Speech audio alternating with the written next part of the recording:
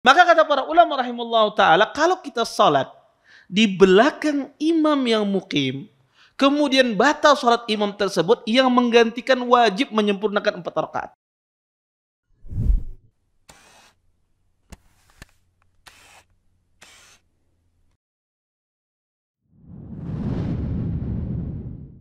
Assalamualaikum warahmatullahi wabarakatuh.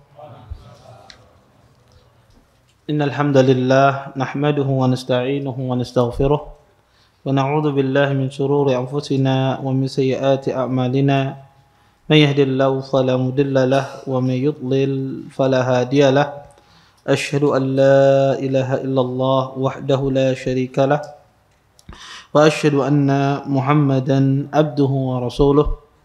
Fa inna asdaqal hadits kitabullah wa khairul hadi hadi Muhammadin sallallahu alaihi wasallam wa syarrul umuri muhdatsatuha wa kullu muhdatsatin fid din bid'ah wa kullu bid'atin dhalalah wa kullu dhalalatin fin nar, amma ba'd. Bapak-bapak, ibu-ibu, ikhwan dan akhwat yang dimuliakan oleh Allah Subhanahu wa taala.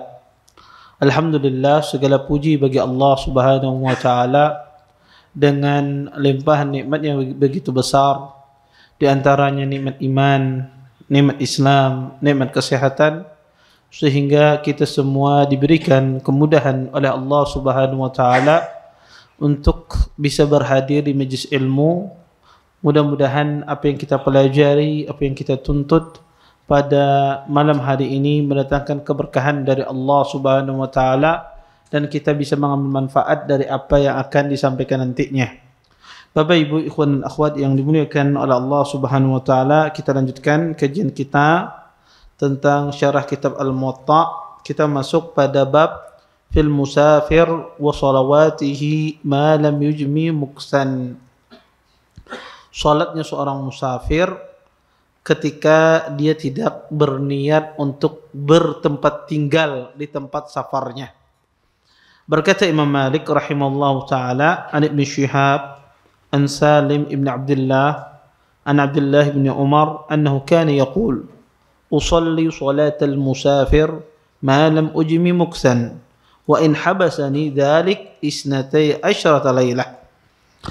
Dari Ibn Shihab, dari Salim ibn Abdullah, dari Abdullah ibn Umar, beliau berkata, sesungguhnya saya akan salat seperti salatnya seorang musafir, yaitu mengqasar salat selama saya tidak berniat untuk menetap, walaupun hal tersebut saya tertahan selama 12 hari 12 malam.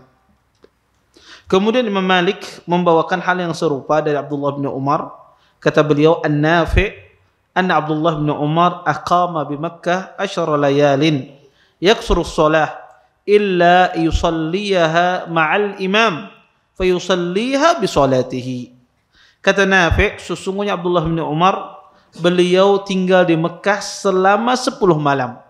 Kemudian beliau mengqasar salatnya, kecuali salat beliau bersama imam.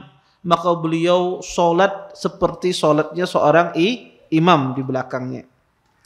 Bapak, Ibu, ikhwan dan akhwat yang dimuliakan oleh Allah Subhanahu wa taala, dua riwayat ini riwayat yang sahih kepada Abdullah bin Umar, dan ini merupakan athar perbuatan sahabat Nabi SAW, yaitu Abdullah bin Umar. Di sini Abdullah bin Umar radhiyallahu taala anhuma, beliau mengatakan, kata beliau, saya terus akan mengerjakan salatnya orang musafir selama saya tidak berniat bertempat tinggal di daerah tersebut. Maksud beliau adalah ketika orang itu safar, pergi di suatu tempat, kemudian dia tidak tahu berapa lama di tempat tersebut, maka kata beliau, saya akan selalu salat seperti salatnya orang musafir, yaitu menjamak dan mengqasar salatnya walaupun 12 hari. Artinya walaupun lebih dari itu, saya terus akan menjamak dan mengqasar salat. Berdasarkan ini, para ulama rahimahullahu taala menukil ijma'. Ahlul ilm menukil ijma' bahwasanya seorang yang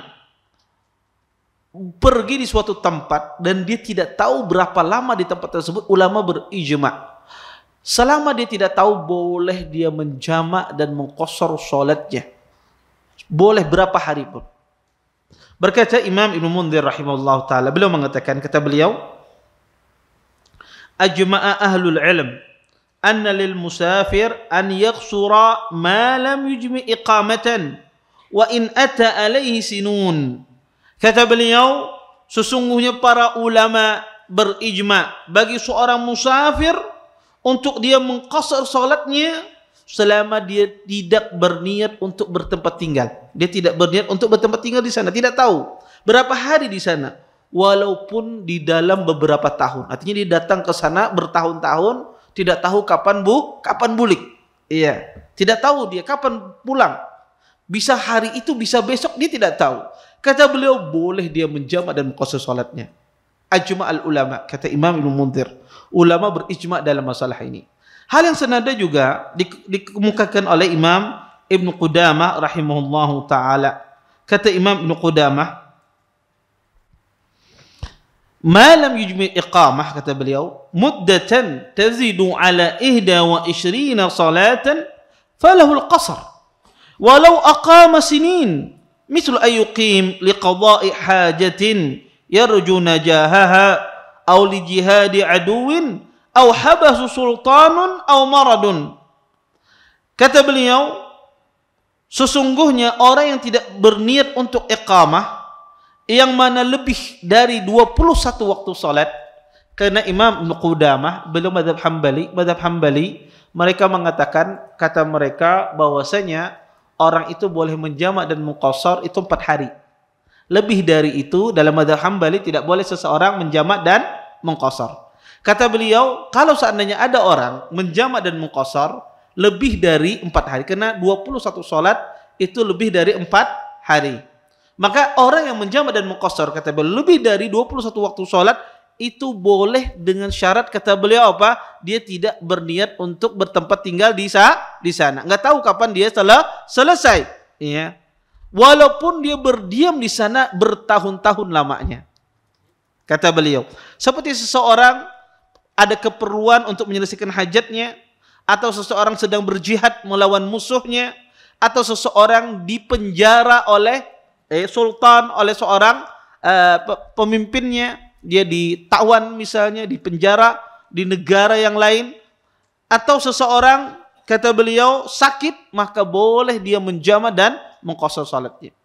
Maka Bapak Ibu ikhwan dan akhwat yang dimuliakan Allah Subhanahu wa taala, ini penting ya bagi seorang yang musafir. Kalau dia tidak tahu berapa lama dia berada di tempat tersebut, boleh dia menjamak dan mengqasar. Kalau Anda tidak tahu, Anda pergi ke Surabaya, Anda tidak tahu berapa lama Anda di Surabaya, ya.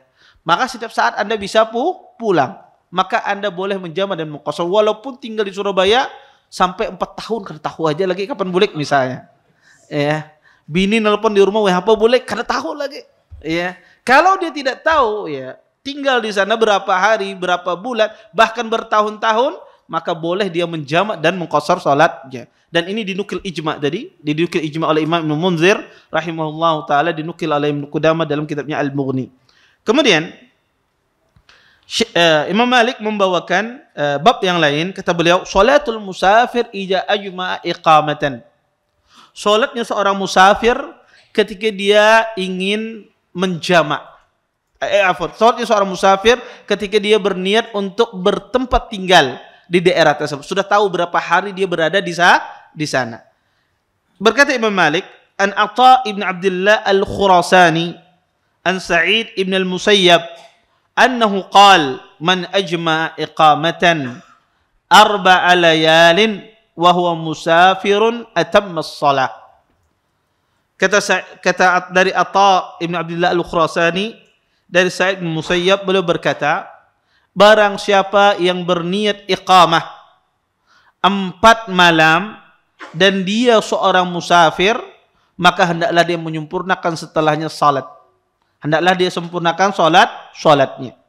Berkata Imam Malik, wa dzalika ahsanu ma sami'tu wal amr alladhi lam yazal alaihi ulama indana. Kata Imam Malik, itulah hal yang paling baik yang saya dengar tentang masalah ini.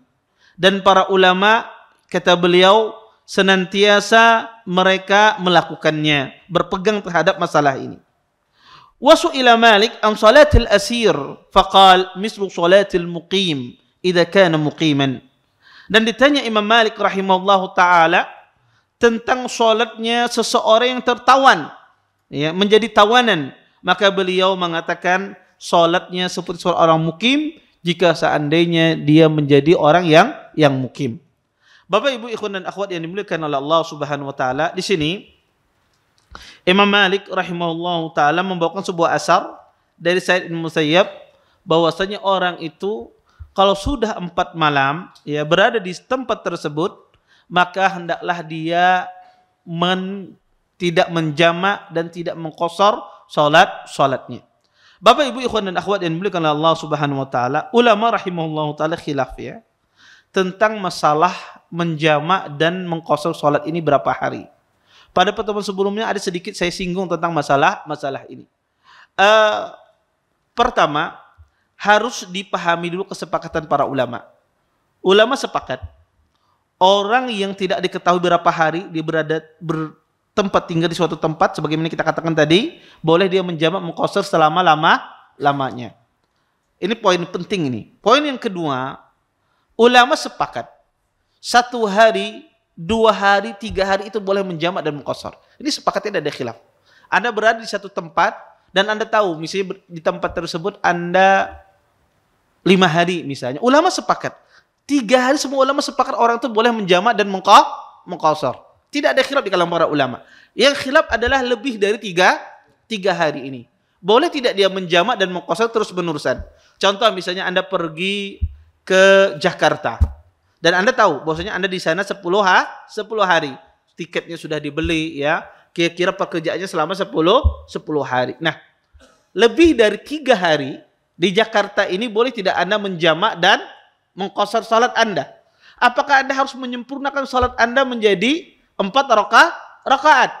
Ini yang khilaf di kalangan para ulama. Saya sebutkan ada disebutkan oleh para ulama lebih dari 10 perkataan tentang masalah ini. Tapi saya sebutkan sebagian perkataan para ulama tentang masalah ini. Pertama, ya, mazhab Hambali mereka mengatakan kalau seandainya seseorang itu dia safarnya lebih dari 4 hari, maka dia menyempurnakan salat.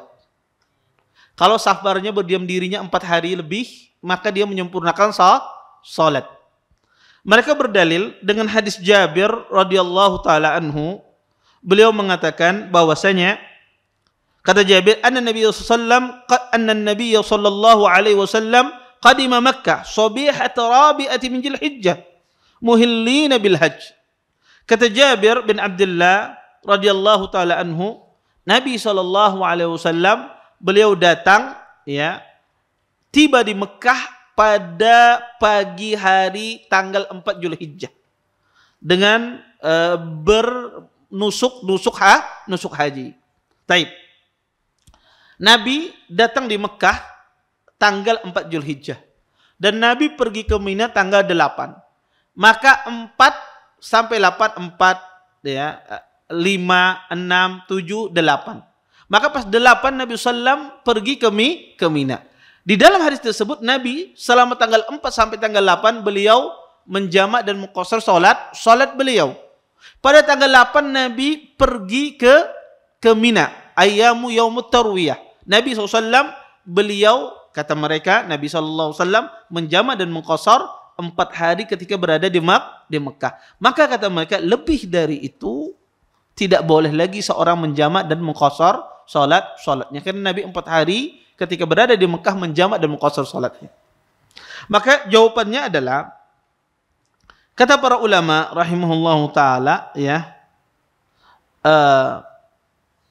banyak riwayat yang menjelaskan Nabi SAW pernah ya di peperangan Fathi, Nabi SAW penaklukan kota Mekah berada di Mekah 19 hari dan Nabi SAW menjamak dan mengqasar salatnya selama 19 hari. Ya. Ketika dalam peperangan Tabuk, Nabi SAW menjamak dan mengqasar salatnya 20 hari.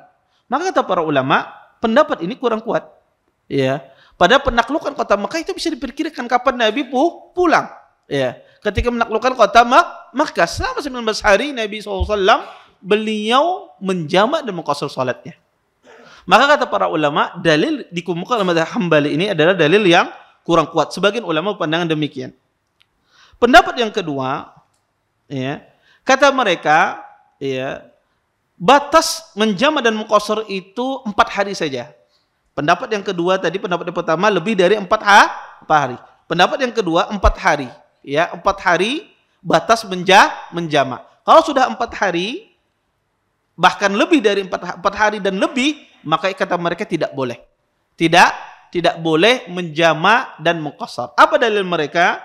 Dalil mereka adalah berdalil dengan hadis Jabir tadi. Tapi mereka tidak menghitung hari datangnya Nabi. Hari datangnya Nabi tidak dihitung sama mereka. Sehingga mereka mengatakan 4 hari.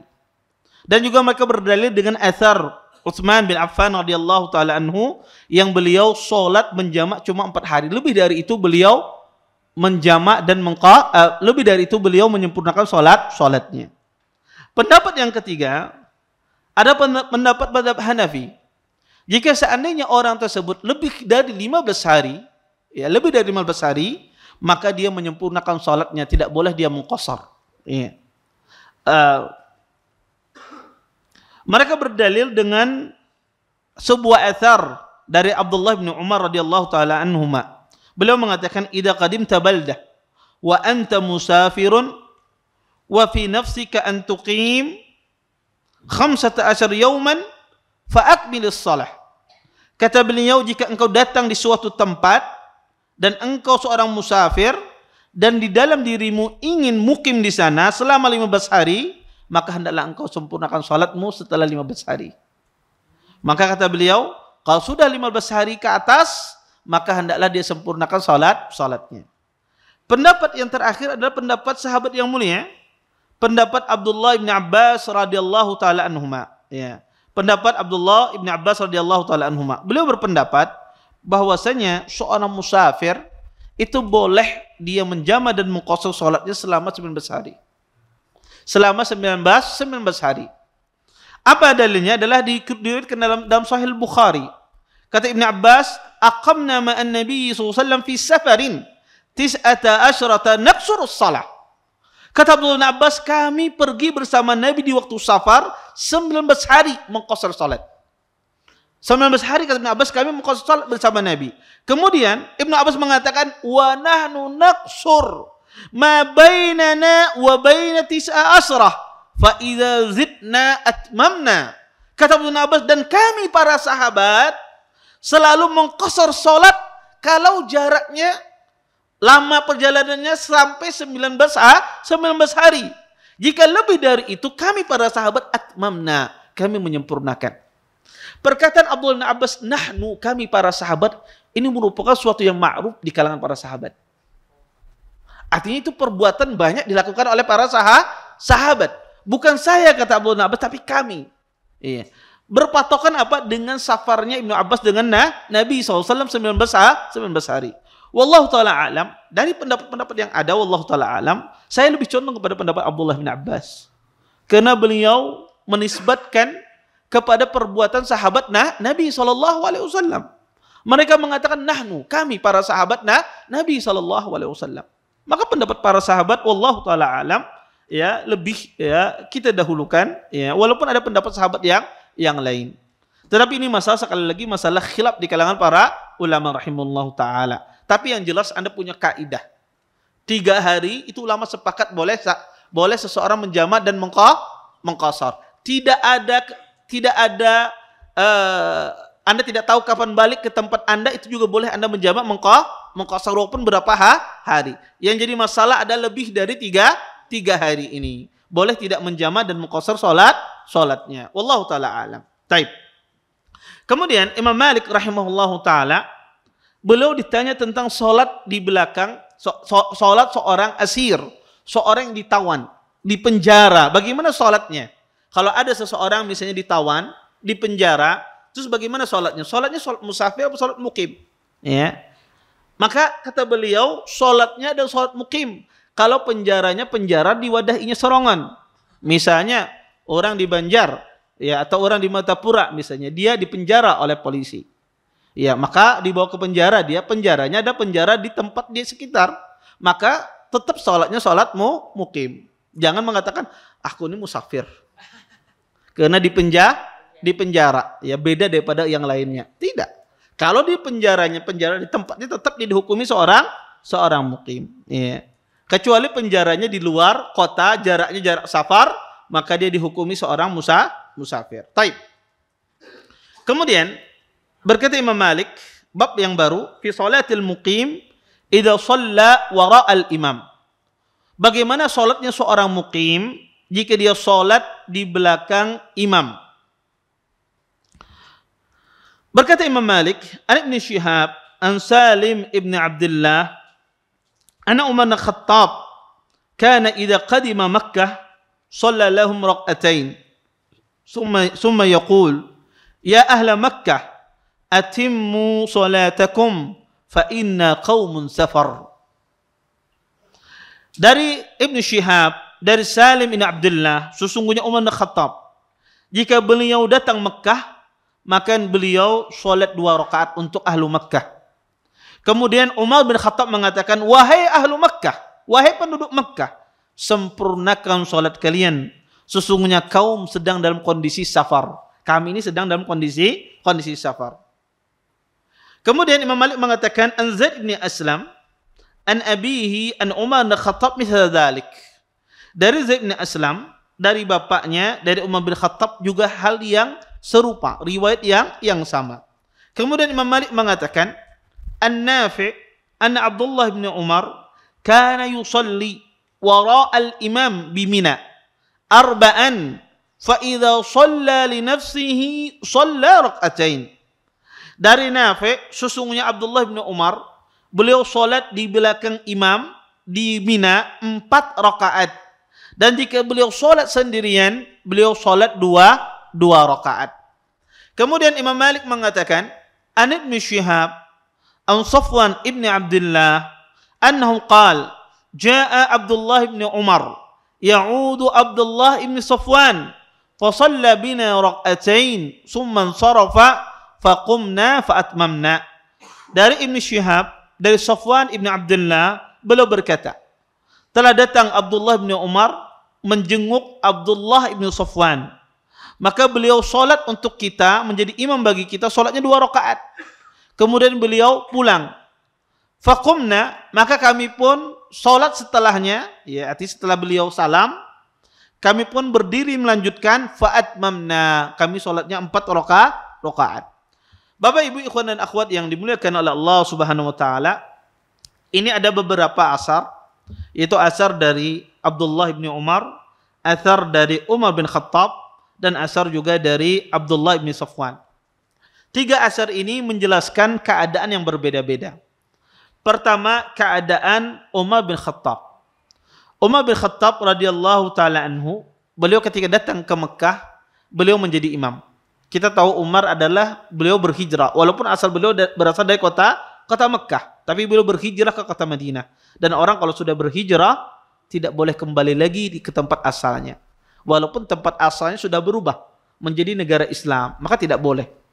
Maka kata Nabi SAW, tidak boleh seseorang berhijrah kemudian kembali ke tempat asalnya. Makanya Nabi ketika beliau berhijrah ke kota Madinah, Nabi tidak kembali lagi ke kota Mekah.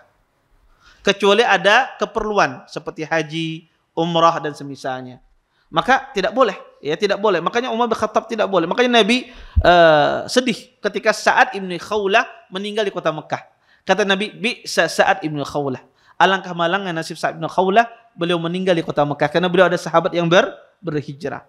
Maka Umar bin Khattab radhiyallahu taala anhu, beliau ketika beliau berhijrah, maka tempat tinggal beliau adalah kota Madinah, bukan kota Mekah lagi. Ketika beliau safar ke kota Mekah, beliau jadi imam. Maka beliau sholat 2 rakaat dan penduduk Mekah menjadi makmum beliau. Maka kata beliau, berkata kepada ahlu Mekah, kata beliau, ya ahla Mekah, atimmu salatakum. Sempurnakan salat kalian. Fa inna qaumun safar. Sesungguhnya saya ini sedang dalam kondisi safar. Di sini yang jadi imam siapa? Mukim apa musafir? Musafir. Ini kasus Umar bin Khattab. Yang mukimnya menyempurnakan. Kasus Abdullah bin Umar lain. Beliau sholat di belakang seorang imam yang mukim. Abdullah bin Umar, beliau seorang musafir. Ketika di Mina, sang imam ini salat 4 rakaat. Maka Abdullah bin Umar, beliau pun salat di belakang imam ini 4 rakaat. Ketika beliau salat sendirian, tidak di belakang imam, beliau salat 2 rakaat. Di sini yang menjadi imamnya siapa? Seorang yang mukim. Di sini kata para ulama rahimahullah ta'ala, dari 2 asar ini, para ulama rahimahullah ta'ala mengatakan bahwasanya seorang musafir atau seseorang hendaknya dia sholat, ya, seorang musafir hendaknya ketika dia sholat di belakang orang yang mukim, hendaklah dia mengikuti orang yang mukim. Seorang musafir kalau dia sholat di belakang orang yang mukim, maka hendaklah dia mengikuti sholatnya orang yang mukim. Taib. Bapak, Ibu, ikhwan dan akhwat yang dimuliakan Allah Subhanahu wa taala. Apa dalilnya? Pertama, hadis Nabi sallallahu alaihi wasallam. Nabi sallallahu alaihi wasallam pernah bersabda, kata beliau, "Innama ju'ilal imamu liyutamma bihi. Fala takhtalifu alaihi." Kata Nabi sallallahu alaihi wasallam, sesungguhnya imam itu dijadikan untuk diikuti. Dan janganlah kalian menyelisihinya. Ini dalil yang sangat tegas bahwasanya seorang makmum harus mengikuti imamnya. Taib. Kemudian dalil yang kedua adalah hadis Musa ibn Salamah radhiyallahu taala anhu. Kata beliau, "Kunna ma Ibn Abbas di Mekkah." Kami bersama Abdullah bin Abbas di Mekkah. Faqultu, "Inna idza kunna ma'akum shallaina arba'an. Wa idza raja'na ila rihalina shallaina rak'atain." Kata Musa ibn Salamah, "Wahai Ibn Abbas, kami kalau bersama engkau di Mekah, maka kami sholat, ya, sholat bersama engkau 4 rakaat. Tapi jika kami kembali ke tempat kami sholat 2 rakaat. Kembali ke tenda kami sholat 2 rakaat." Kemudian kata Abdullah bin Abbas apa? "Tilka sunnatu Abil Qasim sallallahu alaihi wasallam." Itu sunnahnya Abul Qasim. Jadi kalian sholat di belakang saya 4 rakaat, kata Ibn Abbas, itu sunnahnya Abul Qasim. Ini dalil yang dijadikan oleh para ulama rahimahullah ta'ala bahwasanya seorang mukim ketika dia menjadi imam, maka musafir yang di belakangnya harus dia sholat, ya, harus dia sholat sesuai dengan sholatnya orang mukim. Taib. Bagaimana kalau seandainya orang yang musafir jadi imam? Pertama, para ulama khilaf, mana yang lebih utama sebetulnya sih? Yang jadi imam itu musafir apa mukim? Kalau ada di suatu tempat, ada satu daerah misalnya, ada mukim, ada musafir. Mana yang lebih utama imam itu, mukim apa musafir? Ahlul ilm mengatakan seorang yang mukim lebih utama jadi imam. Kenapa? Karena yang mukim itu adalah imam rawatib. Maka yang lebih utama adalah seorang yang mukim menjadi imam. Kemudian yang kedua, kata para ulama rahimahullah ta'ala, bagaimana kalau seandainya seorang musafir jadi imam? Maka kalau musafir jadi imam, kita di belakang musafir, kita mukim, maka musafirnya boleh sholat 2 rakaat, bahkan sunnah dia sholat 2 rakaat. Adapun makmum, dia menyempurnakan masing-masing. Dia menyempurnakan masing-masing. Dan sunnah, kalau imam itu musafir, kasih tahu kepada makmumnya, sesungguhnya saya hendak mengqashar sholat. Jangan sampai imam salam, makmum menyebutkan subhanallah. Iya. Kenapa? Karena menyangkanya imamnya salah. Iya. Menyangka imamnya apa? Kada ingat. Maka sunnahnya seorang imam sebelum sholat dia kasih tahu. Atau setelah selesai sholat, dan ini juga kata Syekh Utsaimin rahimahullah ta'ala sunnah mengatakan ini, yaitu ya ahla Makkah atimmu salatakum fa inna qaumun safar. Kalau kita berada di Banjar, ya ahla Banjar misalnya, wahai orang Banjar, atimmu salatakum, sempurnakan salat kalian, fa inna qaumun safar, sesungguhnya kaum itu sedang dalam kondisi safar. Ya, dan itu dilakukan Syekh Utsaimin. Pernah diceritakan oleh salah satu syekh saya, Syekh Aiman Ar-Ruhaili. Di saat itu Syekh Utsaimin ziarah ke kampus, ke Universitas Islami, ke ke Universitas Islam Madinah. Ya, beliau jadi imam. Selesai jadi imam, ya, beliau ngisi ceramah setelah imam zuhur. Selesai jadi imam, beliau sholat 2 rakaat.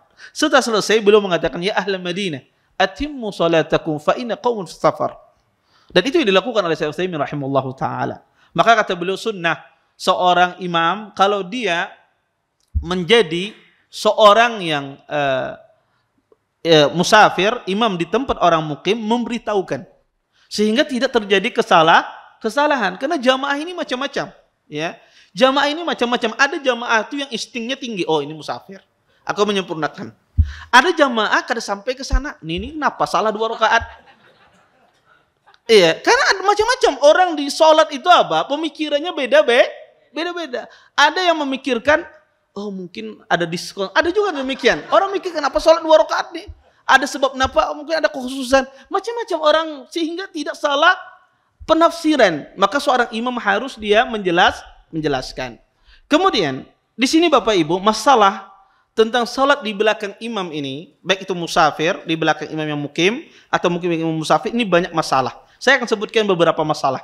Pertama, bagaimana hukumnya kalau seandainya seorang tersebut salah niat? Misalnya dia salat di belakang imam yang mukim, yang mana imam tersebut salat isya. Sedangkan musafir ini dia belum salat maghrib dan salat isya. Sesungguhnya salat itu harus dilaksanakan secara tertib, sesuai dengan aturannya. Bagaimana kalau seandainya orang tersebut tidak mengerti, kemudian dia memasang niatnya ada salat isya. Nanti setelah selesai isya dia baru salat maghrib, karena di belakang imam yang sedang salat isya. Maka kita katakan perbuatan ini keliru. Perbuatan yang dilakukan oleh makmum ini keliru. Makmum dia harus salat tertib. Ya, kalau dia belum salat maghrib, dia harus salat maghrib. Tidak boleh isya dahulu baru salat maghrib. Tapi kalau tidak tahu, keliru, terjadi, apa yang harus dilakukan? Maka ulama ada 2 pendapat dalam masalah ini. Sebagian ahlul ilm mengatakan dia harus mengulang sholatnya, karena dia berbeda niat. Mereka menjadikan itu syarat tertib. Sebagian ulama tidak. Madhab Syafi'iyah mengatakan tidak, dan tidak perlu diulang. Wallahu ta'ala alam. Kalau itu disebabkan karena kejahilan, tidak mengerti, maka tidak perlu dia ulang. Tapi ke depannya dia hendaknya sholatnya tertib. Ini pertama. Kemudian yang kedua, kalau seandainya orang itu tidak mengerti, contoh misalnya dia sholat di belakang imam karena dia ada seorang musafir, kemudian imam itu sholat duhur misalnya 4 rakaat, pas di tasyahud awal imam naik ke rakaat ketiga dia salam, karena dia menyangkanya dia musafir, dia menyangkanya boleh sholatnya 2 rakaat, dia tidak tahu karena dia menganggap ini musafir. Dia salat 2 rakaat kemudian dia salam. Bagaimana status hukum salat tersebut? Status salat orang yang salam 2 rakaat di belakang imam yang salatnya 4 rakaat. Apakah sah salatnya karena kejahilan? Dia salam. Ataukah seperti apa salat yang 2 rakaat tersebut? Para ulama rahimahullah ta'ala menjelaskan, kalau seandainya ada seseorang itu salat di belakang imam yang mukim, dan qaddarullah ternyata orang tersebut dia salam di 2 rakaat, tentu di sini dia ketinggalan apa? 2 rakaat, dan ini semuanya rukun. Maka pendapat yang paling kuat di kalangan para ulama, wajib dia ulang. Wajib dia ulang salat tersebut. Ustadz, kejadiannya 10 tahun yang silam, walaupun 10 tahun yang silam, dia qadha salat tersebut. Taib, saya sudah kada tahu berapa kali saya ulang, berapa kali saya sholat seperti itu zaman dahulu. Kada ingat, maka diperkirakan. Ustadz, ulun bahari kada tahu ilmunya, belum berhijrah, belum mengaji, rincak bana kita menggawi, maka ada perkirakan. Berapa kali Anda lakukan demikian? Kira-kira ada 10 kali Anda ulang. Kalau bisa di waktu yang sama, itu yang terbaik. Makin cepat dia ulang, makin terbaik. Karena yang dia tinggalkan itu adalah rukun salat. Dan ini pendapat yang paling berhati-hati di kalangan para ulama rahimahullahu taala.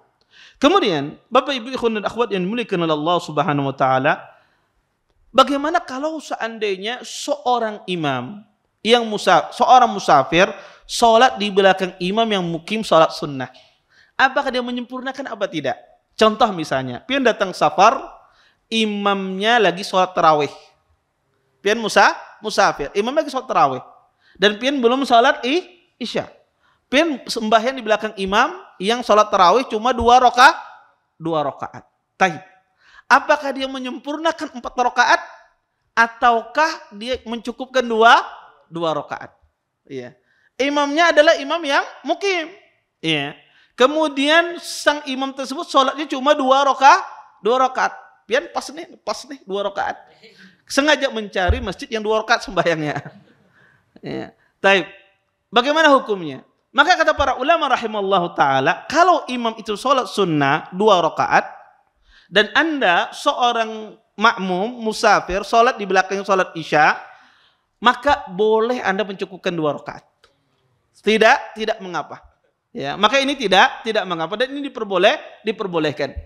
Ya. Maka kata para ulama di sini ya tidak mempengaruhi niatnya seorang imam. Di sholat sunnah Anda sholat wajib, maka ini tidak mengapa. Maka boleh Anda sholat di belakangnya dua rakaat. Kemudian Bapak Ibu ikhwan dan akhwat yang dimuliakan oleh Allah Subhanahu wa taala, ada kasus ya di sebahagian orang kadang-kadang ya dia sholat di belakang imam yang mukim. Imamnya mukim. Dia sholat, misalnya dia sholat zuhur di belakang imam yang mukim. Setelah itu dia ingin sholat asar di jamak. Taib. Ketika dia sholat asar bersama jamaahnya, bersama temannya yang musafir, apakah dia harus juga sholatnya 4 rakaat? Tadi sholat di belakang imam yang mukim 4 rakaat. Ketika dia menjamak sendiri atau menjamak bersama temannya yang musafir juga, apakah harus juga 4 rakaat? Apakah boleh dia 2 rakaat? Maka kita katakan boleh Anda 2 rakaat. Kenapa? Karena tidak ada hubungannya sholat yang pertama tadi dengan sholat yang kedua. Sudah tidak ada lagi hubungannya. Orang kalau sudah selesai sembahyang dari imam tersebut, ya sudah terputus hubungannya. Ya. Para ulama mengatakan demikian. Jangankan itu, orang yang masbuk saja, kalau imam itu sudah salam, maka masbuk ini sudah tidak ada hubungan lagi dengan imam sebelumnya. Makanya masbuk itu boleh jadi imam. Kan ada masbuk incak dijadikan imam. Ya, oleh sebagian orang, maka boleh dia. Karena masbuk ini sudah tidak ada kaitannya lagi dengan imam yang pertama. Maka masbuk ini jadi imam bagi ini. Salam tuntung ini masih masbuk, jadikan imam pulang, ada juga sebagian. Iya. Ini ada kloter ketiga, kloter keempat kadang-kadang di sebagian masjid. Iya. Boleh tidak jadi boleh. Karena dia tidak ada hubungannya. Apalagi orang yang sudah selesai sembahyang. Maka tidak ada hubungannya dengan imam yang pertama. Boleh dia mengqasar salatnya. Kemudian Bapak Ibu ikhwan dan akhwat yang dimuliakan oleh Allah Subhanahu wa taala, terus bagaimana kalau seandainya seseorang tersebut dia masbuk di dalam salat? Dia masbuk di dalam salat. Misalnya salat zuhur dia masbuk 2 rakaat. Dan dia adalah seorang musafir. Maka ketika dia salat di belakang imam ini pas 2 rakaat pas salam. Lek-lekan jurang. Iya, sama. Iya. Taib. Apakah boleh dia? Karena dia tidak menyelisih imam di sini. Imam 2 rakaat, dia juga sholat 2 rakaat. Apakah dia sholatnya disempurnakan apa mencukupkan sholat tersebut? Maka kita katakan wajib dia sempurnakan.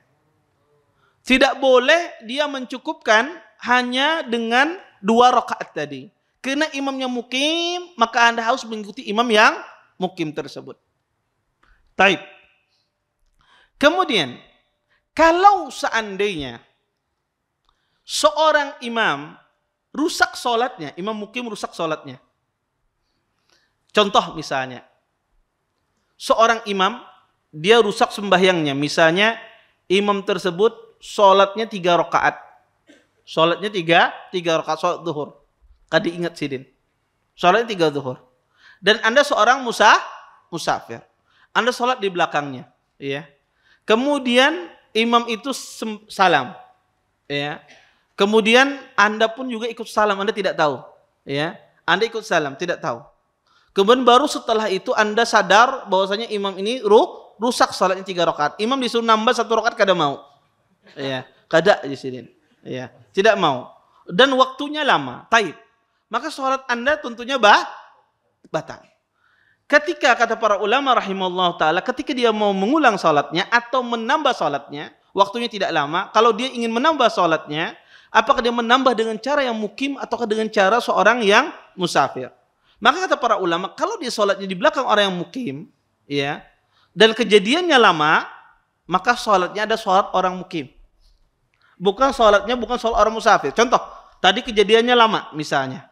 Maka Anda ketika ingin mengulang sholat tersebut, mengulang sholatnya, apakah mengulang sholat orang mukim, ataukah mengulang sholatnya orang musafir? Maka jawabannya adalah mengulang sholatnya orang mukim. Karena Anda sholat di belakang imam yang mukim. Kemudian Bapak Ibu ikhwan dan akhwat yang dimuliakan oleh Allah Subhanahu wa taala, kalau seandainya Anda sholat di belakang imam yang berbeda bilangan rakaatnya, sedangkan Anda seorang musafir. Contoh misalnya, imam tersebut sholat isya, sedangkan Anda belum sholat maghrib. Maka sholat maghrib terlebih dahulu, baru sholat isya. Anda masuk ke dalam jamaah, masuk ke dalam barisan jamaah. Maka ketika imam sholat isya, Anda niatnya sholat maghrib. Tentu di rakaat pertama, rakaat kedua tidak ada masalah, karena sama. Sholat isya dan sholat maghrib, rakaat pertama, rakaat kedua tidak ada masalah. Yang jadi masalah ada di rakaat ketiga. Di rakaat ketiga, bagi orang yang sholat isya, imam itu naik ke rakaat ketiga. Sedangkan makmum, karena dia sholat maghrib, seharusnya dia duduk. Di sini posisi makmum, dia mengikuti imam, apakah dia duduk, sholat, atau seperti apa? Para ulama rahimahullahu ta'ala mengatakan, kalau Anda salat maghrib, maka Anda duduk. Anda duduk di rakaat ketiga. Walaupun imam tersebut naik ke rakaat ketiga, Anda duduk. Apa yang dilakukan di duduk tersebut? Anda tasyahud. Anda tasyahud, baca tasyahud. Ustaz, sudah selesai tasyahud ulun. Imamnya kadising turunan, banyak-banyak berdoa. Boleh berdoa di tasyahud tersebut. Kata Nabi, "Falyatakhayyar ma syaa minad du'a." Karena di dalam salat itu tidak ada duduk yang kosong. Semuanya terisi dengan zikir dan bacaan Al-Qur'anul Karim. Maka bawa berdoa. Taib, apakah boleh salam sebelum imam? Pendapat yang paling kuat tidak boleh. Walaupun ada sebagian ahlul ilm mengatakan boleh, tapi betulnya tidak boleh. Maka pendapat yang paling kuat adalah tidak boleh dia salam. Tunggu sampai imamnya turun. Maka ketika imamnya turun, ya, ke rakaat keempat, ya, rakaat ketiga, kemudian imamnya naik, kemudian turun ke rakaat keempat, maka Anda, ya, salam, menunggu imamnya salam, maka Anda ikut salam. Ya. Imamnya salam, maka Anda ikut salam. Oleh karena itu Bapak Ibu ikhwan dan akhwat yang dimuliakan oleh Allah Subhanahu wa taala, seorang makmum ketika berbeda sifatnya dengan imam, maka dia tidak boleh menambah rakaat. Kalau dia sholat maghrib tadi, dia naik ke rakaat keempat, maka tidak boleh. Karena dia menambah bilangan. Maka dia harus duduk menunggu imamnya. Dan dia harus salam bersamaan seorang imam. Tidak boleh dia salam berdahulu. Karena ada sebagian orang berpikiran bahwasanya ketika imamnya naik ke rakaat keempat, dia tasyahud cepat-cepat, dia salam, kemudian dia ikut lagi niat salat isya bersama imam tersebut. Ini keliru. Walaupun saya katakan ada pendapat demikian. Ada pendapat demikian yang disebutkan kepada sebagian ulama, tapi pendapat ini lemah. Karena di sini dia menyelisih imam. Kata Nabi, "Innama ju'ilal imamu liyu'tamma bihi, fala takhtalifu alaih." Kata Nabi sallallahu alaihi wasallam, sesungguhnya imam itu dijadikan untuk diikuti. Jangan kalian menyelisihinya. Ketika Anda salam, di sini Anda menyelisih seorang imam. Ya.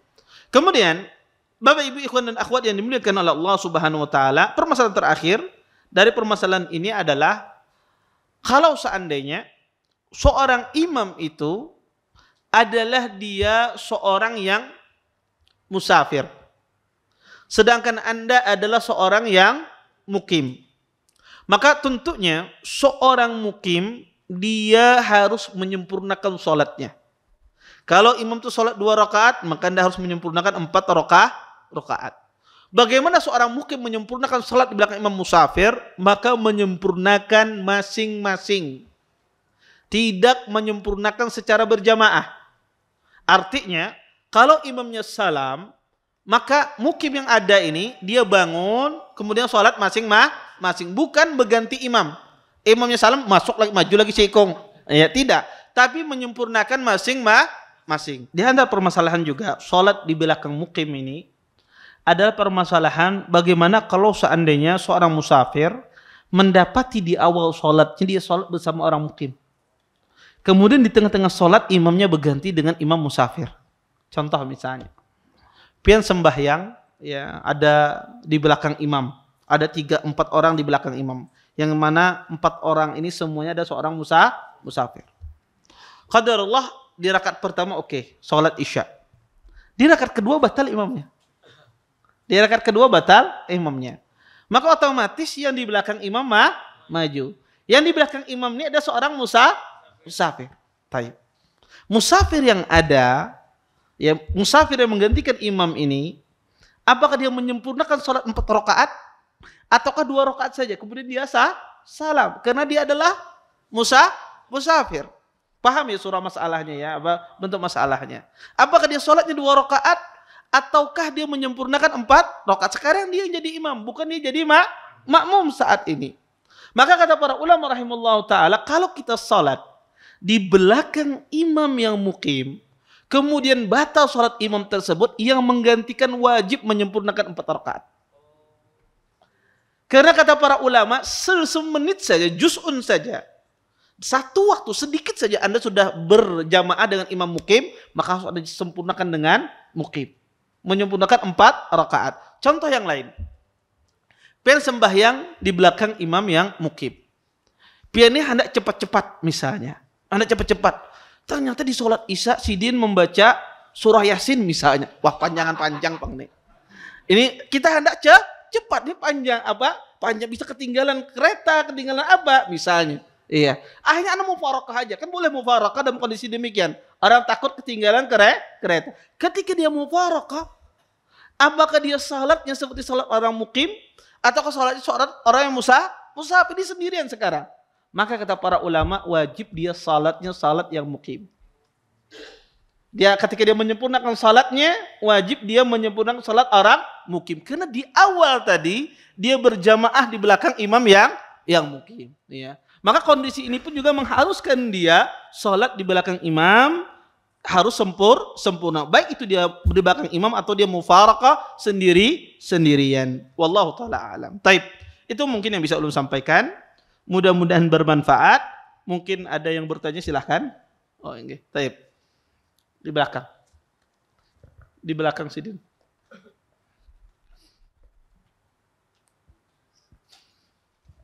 Assalamualaikum Ustaz.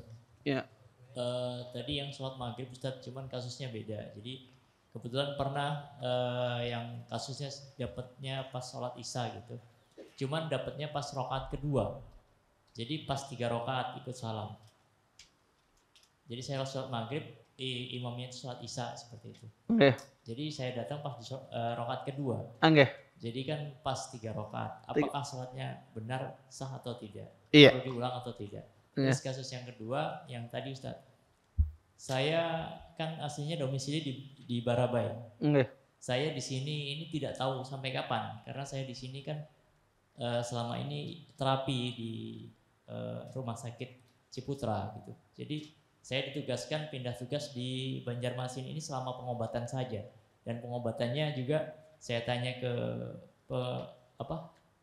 dokter dan terapisnya tidak bisa mengestimasi sampai kapan. Jadi selama ini ya saya terapi terus sampai nggak tahu sampai kapan. Nggak ada kontrak kerjanya, nggak ada kontrak kerjanya selama 2 tahun, 3 tahun, nggak ada.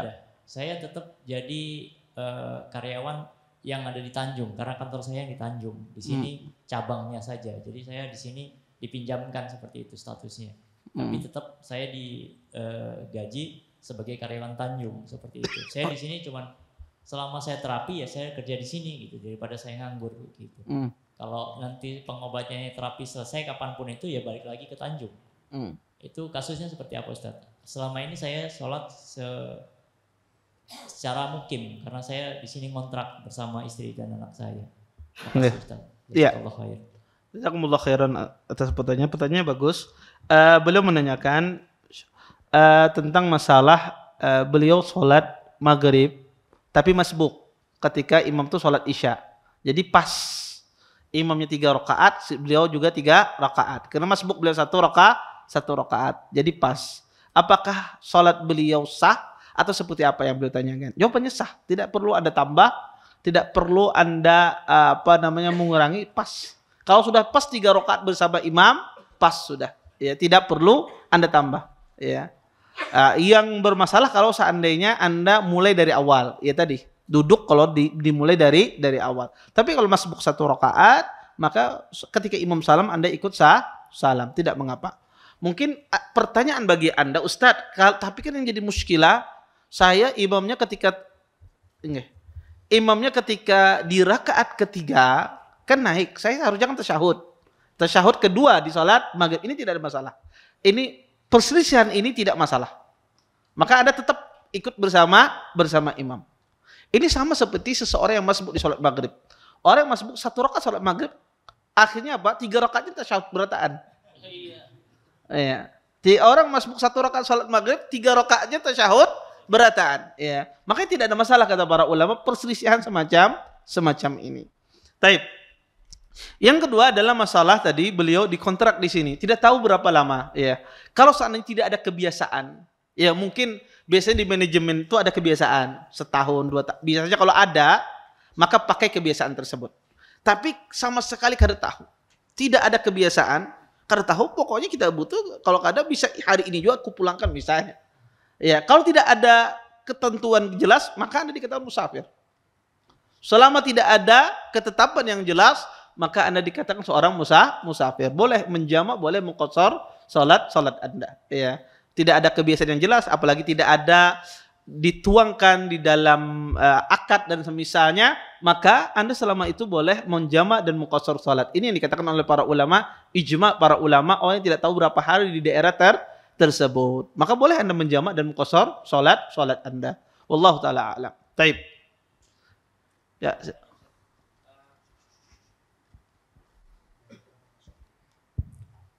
Bismillah, izin bertanya Ustaz, 2 pertanyaan. Yang pertama, bagi musafir itu apakah tetap dianjurkan sholat sunnah tahiyatul masjid dan sholat sunnah wudu bagi musafir? Kemudian yang kedua, bagaimana persyaratan masjid itu di dalamnya bisa disunnahkan sholat tahiyatul masjid? Persyaratan masjidnya itu seperti apa? Cep. Jazakumullah khairan atas pertanyaannya. Sebetulnya ini akan dijawab minggu depan. Ada soalnya sholatun nafilah fis safar. Sholat sunnah di waktu safar. Taib. Saya sebutkan saja ya. Kadang habis bahan kita ditanya. Dijawab dahulu. Taib. Sholat sunnah di waktu safar bagi seorang musafir. Jadi sunnah itu ada sunnah tarkiyah. Ada sunnah itu yang ditinggalkan, tidak dikerjakan. Ada sunnah itu yang dilaksanakan. Di antara sunnah tarkiyah, sunnah yang ditinggalkan oleh Nabi SAW, dan itu sunnah, adalah seseorang meninggalkan sholat sunnah rawatib di waktu safar. Kecuali sholat subuh, sholat sunnah subuh. Maka orang kalau safar, dia meninggalkan sholat sunnah zuhur, itu sunnah. Ini disebut dengan sunnah tarkiyah. Jadi dia meninggalkan sesuatu dapat pahala. Ini disebut dengan sunnah tarkiyah. Maka sholat sunnah rawatib itu ditinggalkan. Adapun sunnah rawatib, selain sunnah rawatib itu dikerjakan di waktu safar. Sholat duha misalnya tetap dikerjakan di waktu safar. Kalau dia bisa mengerjakannya. Ya, sholat malam tetap dia kerjakan. Kalau seandainya dia adalah seorang musafir. Ya, Allah taala alam. Termasuk dalam hal ini tahiyatul masjid. Tahiyatul masjid, kalau kita masuk masjid, baik itu di safar, di mukim, wajib kita sholat tahiyatul masjid. Semacam itu. Tetapi harus diingat, tahiyatul masjid ini adalah sholat, kalau kita masuk masjid, sholat apa saja dikerjakan itu tahiyatul masjid. Maka ketika Anda masuk masjid langsung sholat wajib bagi orang musafir, sudah, tahiyatul masjid sudah masuk di dalamnya. Ya. Maka orang musafir itu karena dia tidak ada sholat sunnah, maka ketika dia masuk masjid tidak perlu lagi dia sholat tahiyatul masjid, langsung dia sholat wajib. Kecuali dia dalam kondisi berjamaah dengan imam yang mukim, menunggu imam yang mukim belum datang, di sini dia sholat tahiyatul masjid. Tapi kalau dia tidak ada imamnya, dia berjamaah sendiri, maka tidak perlu di tahiyatul masjid, langsung dia sholat wajib. Kemudian yang kedua adalah kapan suatu masjid dikatakan masjid. Pertama, masjid dikatakan masjid yang berlaku padanya tahiyatul masjid, yang berlaku padanya sholat berjamaah, maka pertama diperuntukkan untuk kaum muslimin. Salah satu bentuk peruntukan kaum muslimin adalah diwakafkan. Ya, diwakafkan bosnya untuk kaum muslimin. Atau dia peruntukkan boleh dipakai, bukan pribadi. Artinya dibuka masjid itu untuk umum. Kalau masjid itu hanya dikhususkan lingkup keluarganya saja, dia dan keluarga. Karena orang-orang kaya itu sebahagian mereka punya masjid di rumahnya. Punya musola di rumah mereka. Apakah itu dihukumi seperti musola yang ada di luar? Tidak. Kenapa? Karena di situ dikhususkan bagi mereka saja. Kemudian yang kedua, ya, bahwasanya tempat itu dikhususkan untuk salat. Bukan tidak dikhususkan untuk salat. Karena ada tempat emang diperuntukkan umum tapi tidak dikhususkan untuk salat. Kadang dipakai meeting, ya, pertemuan dan seterusnya, ya. Ada sebagian tuh mungkin gedung serbaguna. Kadang dipakai sembahyang, kadang dipakai apa? Juga meeting, pertemuan, macam-macam. Ini bukan hukumnya musalla, bukan hukum masjid. Jadi tempatnya dikhususkan untuk masjid, untuk salat dan diperuntukkan untuk umum. Maka itu berlaku sebagai masjid. Maka termasuk dalam hal ini musalla, langgar, surau dan semisalnya, masuk itu bagian dari masjid. Sehingga ada tahiyatul masjid di sana. Emang ada pemahaman sebagian orang, kalau di musalla tuh tahiyatul masjid, ini tahiyatul musalla naranya. Ada sebagian orang berkeyakinan demikian, ya, berpemahaman demikian, ini keliru, ya. Ini keliru. Tahiyatul masjid. Nama masjid itu ada segala sesuatu yang diperuntukkan untuk sujud, ya. Maka nggak mesti namanya masjid, namanya musalla, langgar, berlaku ada tahiyatul masjid. Yang penting dua ini syaratnya. Diperuntukkan untuk umum, dikhususkan untuk salat. Maka berlaku hukum masjid pada tempat tersebut. Iya, wallahu a'lam. Baik, ada lagi? Yang terdekat dulu. Misalnya ada dua orang safar, Ustaz. Kemudian mereka sampai di waktu Isya, jadi jamaah takhir. Sampai di masjid itu waktu sholatnya ternyata masih lama, ya, misalnya 10-15 menit. Boleh nggak ini dua orang maghrib duluan gitu, di antara sebelum sholat Isya mulai? Jazakumullah. Taib. Kalau seandainya hal tersebut, ya, tidak menimbulkan fitnah di masyarakat, dia berjamaah, tidak ada masalah. Dia sholat maghrib, kemudian setelah itu nanti dia sholat Isya bersama imam. Selama sholat belum ditegakkan dan itu tidak menimbulkan fitnah, ya, tidak ada masalah. Tapi kalau seandainya menimbulkan fitnah, ini aliran mana pulang, sembahyang apa macam, maka hendaknya dia berjamaah bersama imam. Maka kalau tidak menimbulkan fitnah tidak masalah. Ya, tidak masalah dia berjamaah di sana. Kemudian itu aja pertanyaannya. Taib. Di belakang.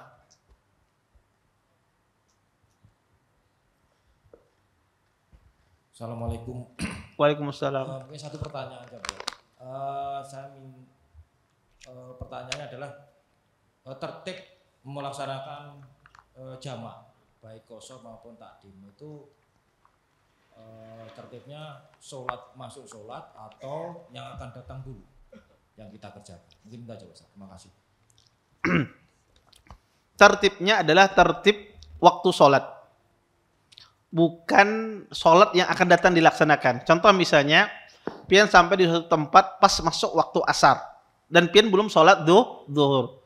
Yang dilaksanakan apa? Zuhur dulu, walaupun masuk waktu asar. Karena zuhur belum kita laksanakan. Jadi tertibnya tertib waktu sholat, artinya sesuai dengan urutannya. Walaupun saat itu sudah masuk waktu asar, tapi yang kita dahulukan adalah zuhur. Wallahu taala alam. Taib. Ini ada pertanyaan. Imam safar 2 rakaat dan salam, dan jamaah yang mukim menyempurnakannya. Dapat subhat di atas, ya. Maka agar ada imam atau pemimpin, maka maju ke depan sebagai imam. Mohon pencerahannya. Ini tadi yang kita jelaskan bahwasanya imamnya selesai, sudah 2 rakaat, imamnya musafir, imamnya mukim. Kemudian ada setelah imamnya selesai, ada si ikung maju menggantikan imam yang musafir tersebut. Karena harus ada imamnya, katanya harus ada pemimpinnya di dalam sholat. Ini syubhatnya. Kita katakan, ya, pertama, ya, segala sesuatu harus berdasarkan dalil. Dalilnya ada perbuatan Umar bin Khattab radhiyallahu taala anhu ketika beliau mengimami salat. Beliau suruh ahlu Makkah untuk menyempurnakan masing-masing. Bukan Umar menarik seseorang untuk melanjutkan, ya.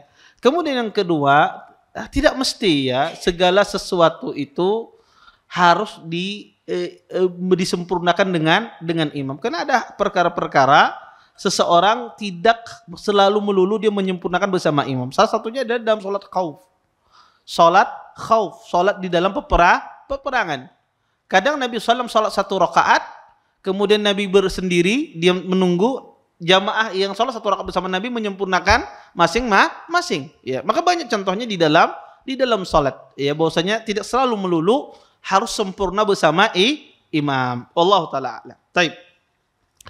Assalamualaikum warahmatullahi wabarakatuh. Izin bertanya Ustadz, saat ini suami saya bertugas di Amuntai dan bingung mencari kajian sunnah. Apakah tidak menghadiri majlis ilmu di sini dan menonton majlis ilmu lewat online itu berbeda Ustadz?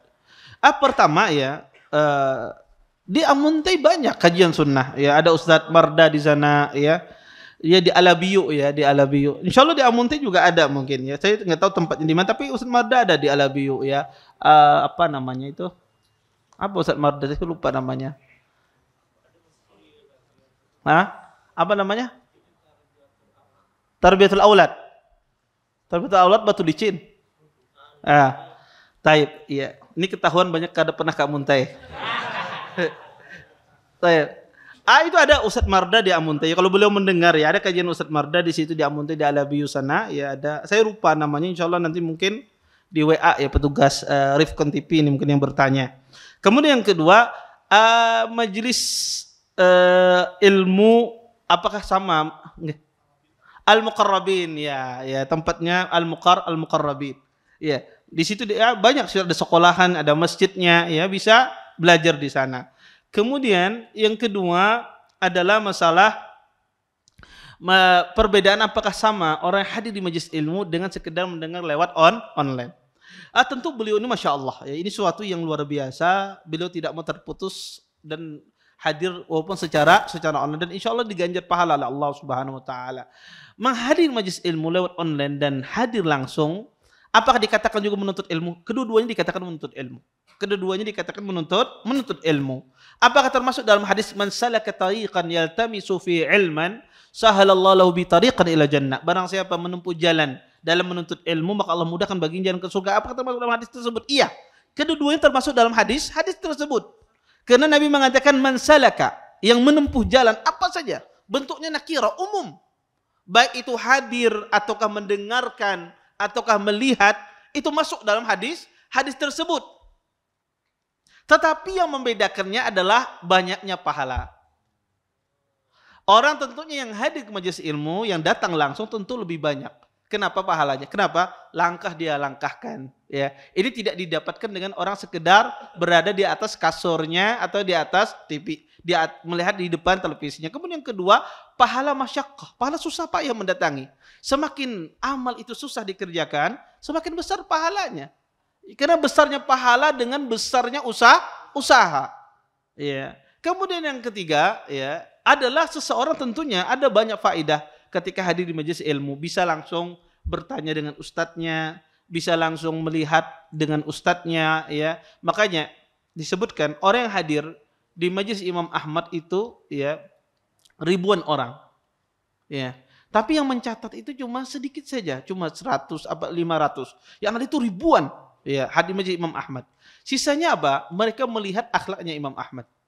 Melihat akhlaknya Imam Ahmad, dan ini tentu tidak didapatkan ketika ada orang berada di rumah, dan juga banyak bertemu dengan ikhwah di sini. Ya, saling kenal satu sama lain. Ya mungkin ya bisa jadi kadang-kadang di majelis ilmu tuh kadang-kadang banyak mendatangkan manfaat. Ya, kadang orang lagi sunyi berjualan, ketemu bertakun, oh aku berjualan ini apa macam, oh datang dia ke toko tempat kita. Ya, kemudian kadang banyak sekali manfaatnya. Ya, Allahu a'lam. Taib. Dan yang terakhir juga manfaatnya adalah kadang-kadang kalau bertanya langsung di majelis ilmu langsung dijawab oleh ustadz. Kalau di kertas kadang-kadang kena aja ustadznya. Kena minggu depan. Izin bertanya dulu pembahasan. Setia dalam pandangan Islam itu seperti apa Ustadz? Setia. Iya. Setia itu berarti dia adalah pertama dia menepati apa yang dia janjikan. Itu orang yang setia. Dia tidak berkhianat. Ya. baik itu syarat yang dia syaratkan ataukah janji yang dia ucapkan, itu setia.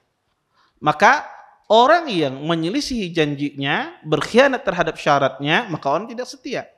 Makanya Nabi SAW mengatakan ayatul munafik salas.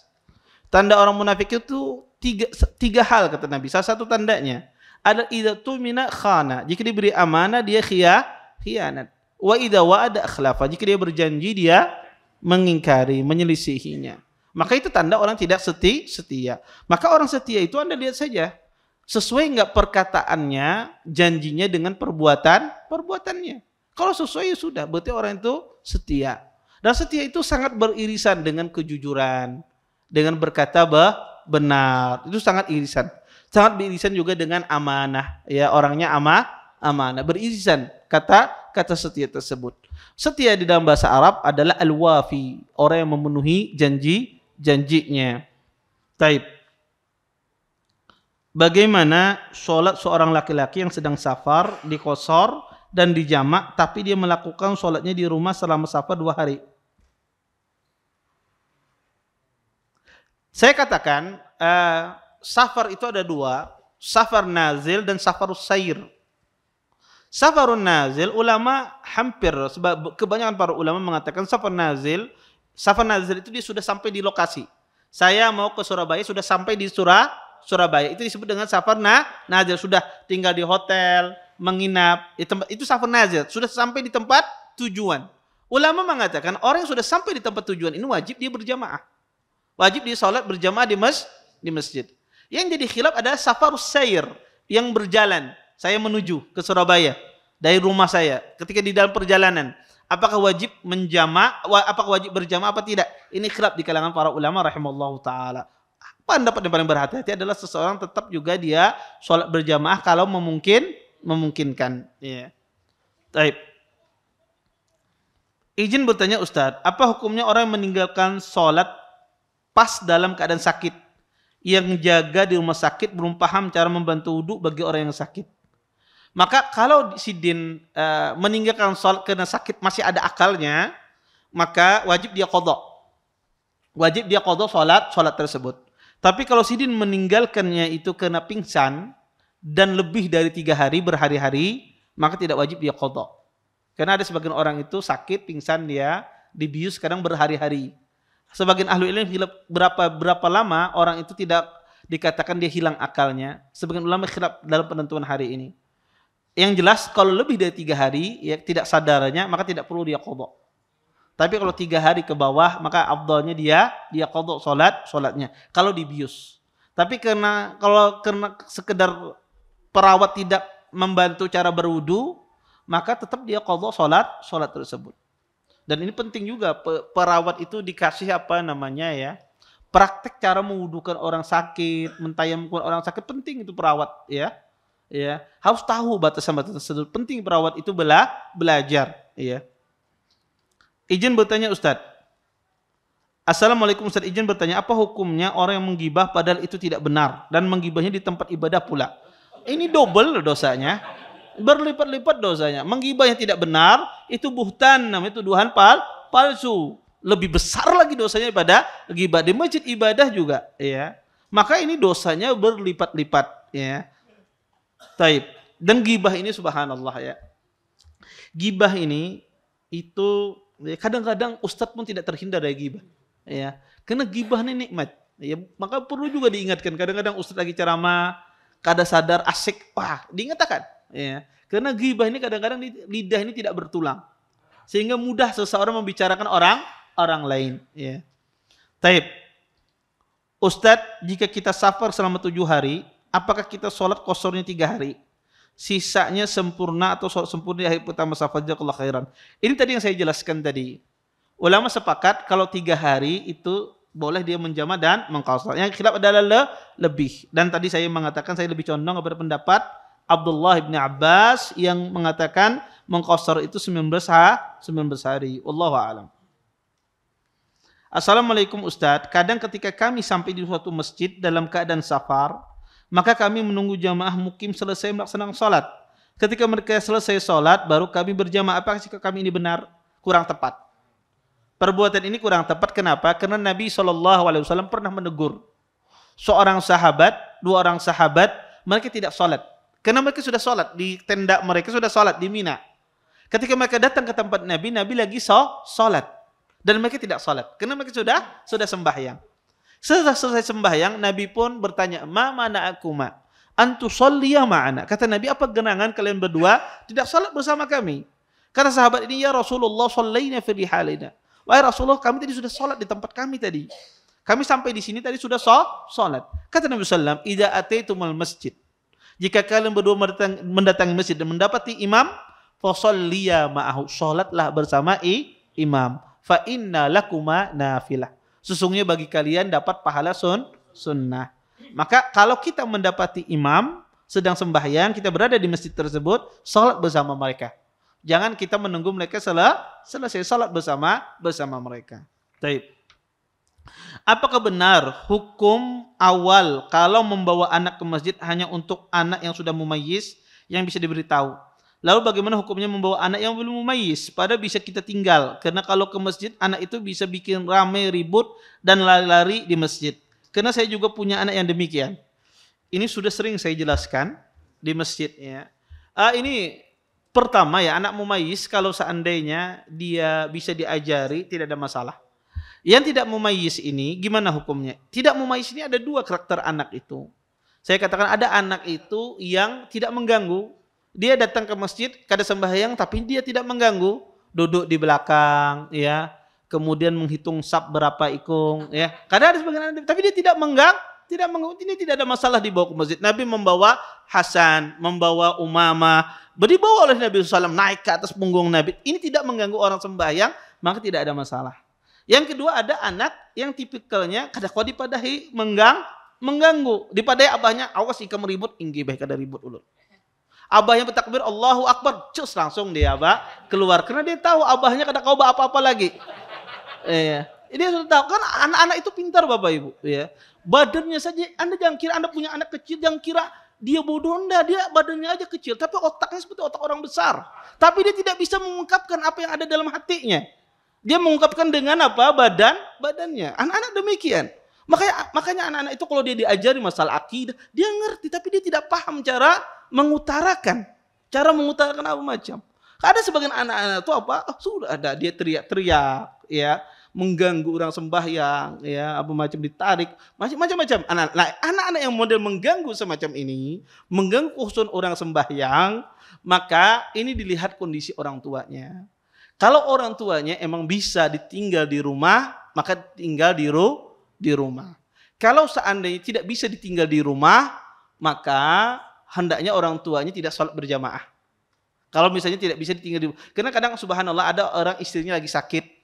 Kadang kala dia menjaga anaknya. Ini bawa anak pian ya ke masjid ya. Ulung ada kadang ada sebagian orang demikian. Maka kalau seandainya mengharuskan kita ini membawa anak ini dan kita jadi disumpahi orang di dalam masjid ya, disariki orang di dalam masjid, maka kita sholat di rumah. Udzur meninggalkan sholat berjamaah. Tetapi ada kondisi kadang sebagian orang itu dia sholat ke masjid. Dia ingin sholat di masjid, tidak dia tinggal anaknya di rumah. Karena ada kondisi tertentu. Kita yang di masjid ini juga paham. Imam, kalau ada anak demikian, paham mempercepat sholatnya.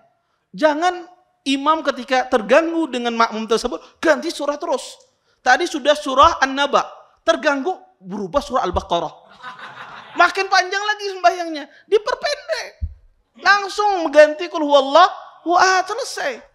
Diperpendek sholatnya, sehingga di sini ada maslahat antara imam dan makmum. Dan kita seorang jamaah menyingkapinya seperti apa? Kalau ayahnya sudah berusaha, ibunya sudah berusaha menegur gitu ya, sudah berusaha menegur anaknya, kemudian jangan ditiwas. Anak pian itu, dia sudah berusaha menjaga anak dia sudah menjalankan tugasnya, tapi namanya kelanakan kadang-kadang otaknya lebih satu langkah dari orang tuanya. Iya, dia sudah berusaha. Yang disalahkan kalau orang tuanya behinip. Ada anaknya ribut, behinip, kada ditagur. Ini anak siapa? Pupura kada tahu orang tuanya. Pupura dia kada ini bukan anaknya. Ini yang salah. Tegur anak itu. Ini salah. Kalau orang tua itu sudah menegur, berarti dia sudah melaksanakan kewajibannya. Dan kita hendaknya berhusnuzon. Bisa jadi sidin membawa anak sidin ini karena ada faktor-faktor tertentu. Wallahu a'lam. Apa hukumnya membaca Allahumma gfirli setelah bacaan waladhdallin sebelum mengucapkan amin di dalam salat? Apakah sah salatnya dan bagaimana juga apabila kita berimam yang imam melakukan hal demikian? Kalau masalah sah salatnya, tapi bacaan Allahumma gfirli itu tidak dianjurkan membaca setelah amin ya. Adapun salatnya insyaallah sah karena itu bagian dari doa dan zikir dan bukan bagian dari pembicaraan di dalam salat. Tetapi hal tersebut tidak dianjurkan. Wallahu taala alam. Kita tutup dengan kafatul majlis. Subhanakallahumma bihamdika asyhadu an la ilaha illa anta astaghfiruka wa atubu ilaik. Assalamualaikum warahmatullahi wabarakatuh. Terima kasih. Jazakumullahu khairan wa barakallahu fikum. Video ini dibuat atas partisipasi dari donasi Anda. Semoga menjadi amal jariah bagi Anda semuanya.